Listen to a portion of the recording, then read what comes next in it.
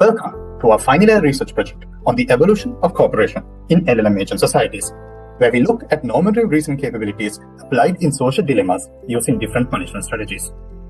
This project is completed by the team Autobots, consisting of Kavindu, myself Navindu, and Prakash, and we are guided by supervisors Dr. Nisanta De Silva from the University of Morocco and our esteemed panel of external supervisors, Dr. Suranga Ranatunga from Nassau University, New Zealand, Professor Stephen Cranfield from University of Otago, New Zealand, and Professor Tony Sabramantu, also from the University of Otago, New Zealand.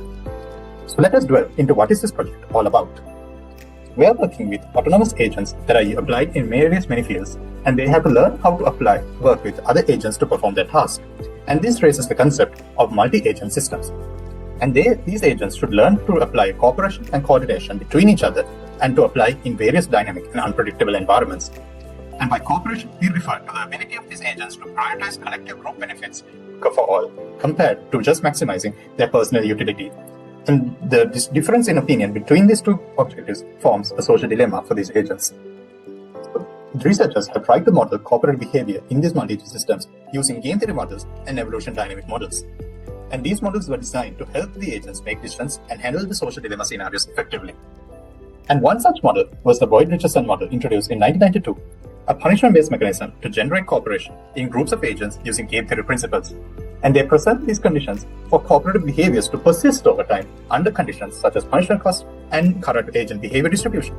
But the problem is that these conditions are only represented as abstract mathematical equations, which is difficult, and this is relating to our problem that we see. These cooperation models are presented as abstract mathematical equations, which can be too difficult to apply for a different variety of human-based social dilemmas.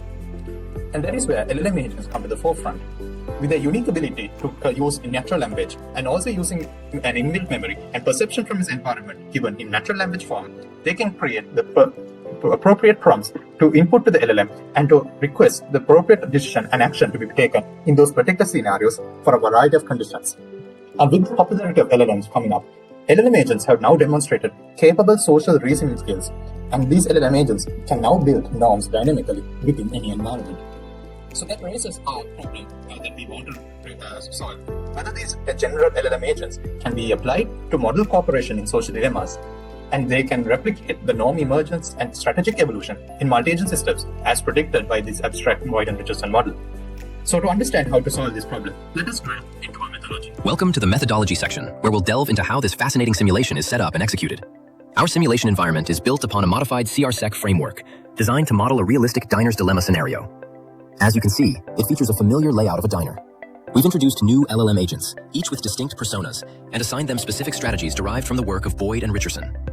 The core dilemma revolves around ordering a meal, a budget sandwich for $3.50, or a premium sandwich for $8, with the total bill being split among all diners. The simulation operates through a general agent framework for dilemma processing, unfolding in 4 distinct stages. First, in the dilemma decision stage, agents prompt their LLMs to choose between cooperating, budget sandwich, or defecting, premium sandwich, based on their assigned strategy. Next is the punishment stage, where agents with punitive strategies like cooperator punishers and moralists evaluate and penalize defectors, reducing their utility. The third, metanorm enforcement stage, is exclusive to moralists, who punish not only defectors, but also those who failed to punish defectors, and even those who didn't punish other non-punishers. Finally, in the utility assessment and strategy update stage, agents calculate their payoff from the round and decide whether to maintain their current strategy or switch to a different one for the next interaction, driving the evolution of cooperation. This demo showcases the simulation. We're observing how AI agents powered by large language models make decisions in a social dilemma. The setting is a diner, where agents must choose between a budget-friendly or a premium, more expensive meal. The total bill is split equally, creating a classic cooperation problem. Each agent follows one of 4 predefined strategies. Easygoing cooperators, labeled E, always cooperate, but never punish.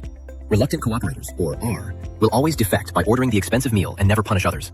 Cooperator punishers, or P, also cooperate and punish defectors. Finally, moralists, marked with an M, always cooperate and punish anyone who doesn't, including those who fail to punish others. The simulation unfolds in rounds, each representing a meal. You can follow the agent's actions through the emojis. First, they order their food, a budget sandwich for cooperators and a premium one for defectors. After eating, they pay the bill. This is where the social dynamics kick in. Next comes the punishment phase. Agents with punishing strategies, the moralists and cooperator punishers, will penalize those who defected. Moralists have a second round of punishment for those who failed to punish defectors. Following this, agents calculate their payoff or utility from the interaction, which is influenced by the cost of their meal and any punishments they received or administered. Based on their final utility, agents decide whether to keep or change their strategy for the next round. A strategy change is shown by one strategy turning into another. This mimics evolutionary dynamics, as less successful strategies are abandoned in favor of more profitable ones.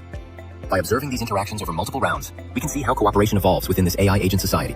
Let's look at the details of our experimentation setup. Our simulation consists of 16 LLM agents equipped with the strategies from the Boyd and Richardson's model. We run experiments for 25 iterations of the repeated Diner's dilemma. We use Meta Llama 3.3, the 70 billion parameter model, instruction version of that through the Vertex API provided by Google Cloud without any fine-tuning.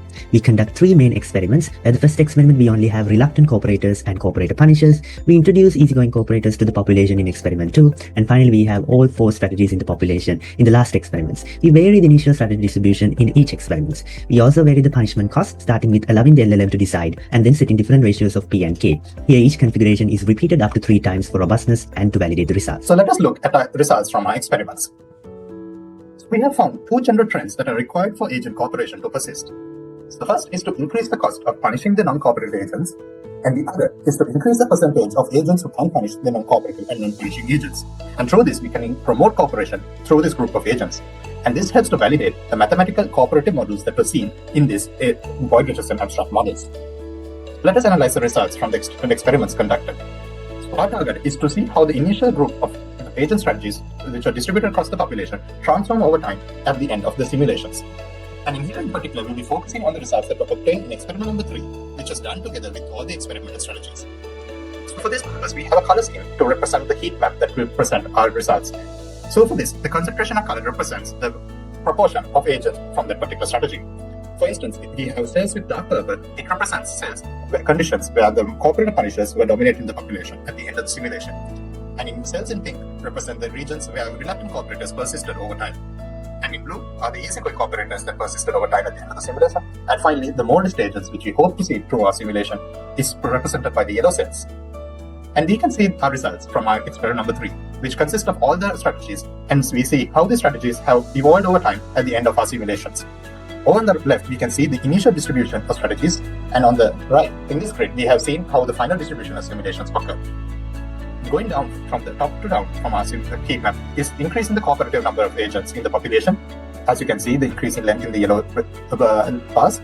And going from left to right, we increase the punishment cost P with respect to K, where P is the cost of getting punished for the punished agent, and K is the cost of punishing another agent that is incurred by the punisher agent.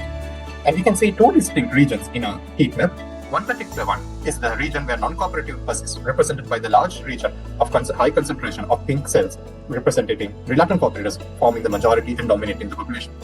The other region where we wish to achieve is the region where stable cooperation persists, where moralists are formed at the bottom right corner of our simulation diagram. And we can see a large percentage of cooperation is persisting when these moralist agents are formed. And this is the region that we hope we should target to achieve stable cooperation. And it is interesting that we can see this cooperation persisting also in other experiments as well, such as in experiment number 1, where we have reluctant cooperators and cooperative punisher agents only. Or in experiment number 2, when we have easygoing cooperators closer to the solution, we also form the cooperation region at the bottom right corner. And even when we apply it to other dilemma experiments such as public goods, we can see that increasing punishment costs can lead to better cooperation results. And through this, we can try to maintain cooperative agents in our LLM agent societies. Let's now look at the conclusions of our study. In terms of what we have done as contributions, we have successfully transitioned from Boyd-Richardson's abstract model into LLM agents using natural language reasoning and Fermi-based strategy adaptations. And most importantly, we have introduced a 4-stage general agent framework for social dilemma processing. This framework can be applied to scenarios involving shared resource management and fairness enforcement. One application could be in peer-to-peer networks like BitTorrent. It can replace the basic tit-for-tat penalty model with adaptive strategies that discourage leeching and promote participation. Another application can be in Wi-Fi bandwidth allocation. The framework can manage pair usage by detecting and responding to resource hogging.